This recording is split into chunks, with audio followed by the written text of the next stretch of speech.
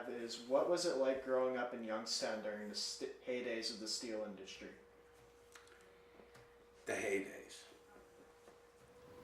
Well, I have to say, you got to go back when I was a kid. Yeah. And when I was a kid growing up, it was simple.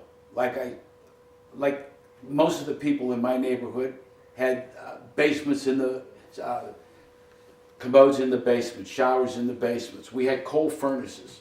There wasn't like all this gas heat. And the funny thing about it was, after you heated your furnace up, we used to have people that come around the streets, and they used to, with the horse and buggy, used to say, hey, you give me a nick, I haul your ash. And they was hauling the ashes on. That's the way it was back in those days. It was the same thing with grocery stores. You would walk down to the corner grocery stores if you wanted meat, and the guy that owned the store would go in the cooler and cut you the meat, whatever you wanted. And the biggest thing that they had back then was people didn't have money in their pockets to go ahead and pay. Everything was charged. He wrote everything down, and come on Fridays when the people got paid, then they would go in and pay their bills.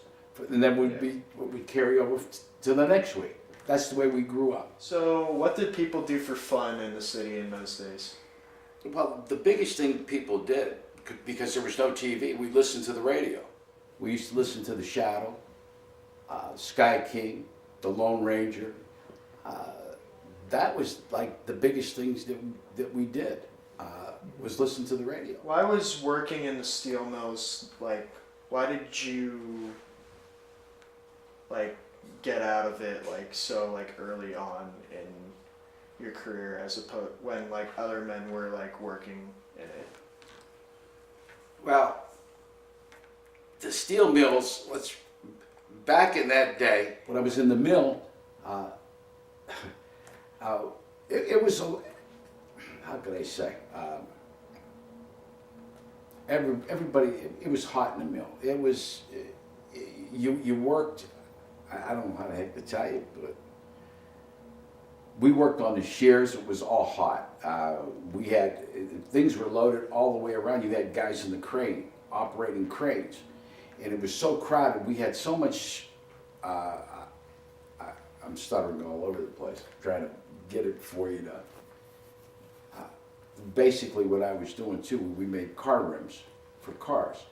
And we were so busy, we had the whole place loaded up, and it was so cold back then. You didn't have heat in these buildings. You had coal, like a little 50-gallon drum filled up with some coal, and it would heat up. And it was like a 5x5 spot right there. And the craneman was coming over to drop a big load of tire rims. And it was so noisy. I mean, he was like about 4 feet from our head, and lucky some guy yelled at us over there, or he would have probably killed 4 of us. Yeah. And I said, you know what, it's about time to get out of there.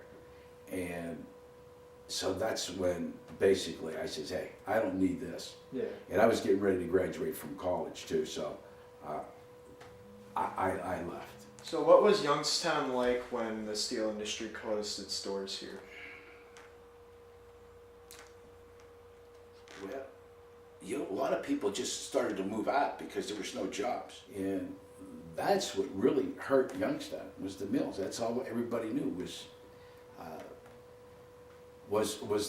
the mills. I remember playing football back in those days when the mills were going. We ran with playing Ursuline. We had 17,500 people. I still have the newspaper, because everybody went to football games back in those days because there was nothing else to go to. Yeah. So football was big in this town. So when you were getting that kind of people for a high school football game, you know, that was big time. Yeah. And that's what people did. And a lot of young kids used to drive their convertibles up and down the street. And you had these different shows, like the Palace, the Warren, and there was always something going on. The town was, I forget how many thousands of people we had here. Then we lost a lot. We're down like about 75,000 now. Yeah. It was a lot bigger back then. Community. Why do you think Youngstown is such a close-knit community? Wow. You know what? Everybody knows everybody in Youngstown, because like everybody went to different high schools. It was all about football, all about basketball.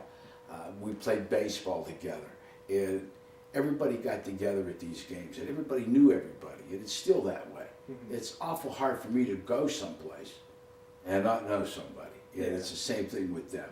And it's actually, we didn't have a lot of crime back here in Youngstown, which was nice. Mhm. And everybody liked everybody. It was a different place. It wasn't like the big cities and that. So it was a comfortable place. You really enjoyed it here. Mhm. You didn't have to worry about. We used to sleep on the porch, if that tells you anything. So they said, people didn't lock their doors. Yeah. Now, you can't do that today. Mhm. So, what made you stay in Youngstown even when like the community was really hurting? Well, I had a teaching job, and I coached football here. And my wife was his only child. And we sort of stayed around our parents. And I didn't want to see her parents not see their grandkids grow up. Mhm. It was the same thing with my parents. And you got to remember, Youngstown's my home. And this is what it was all about. It's still a great community.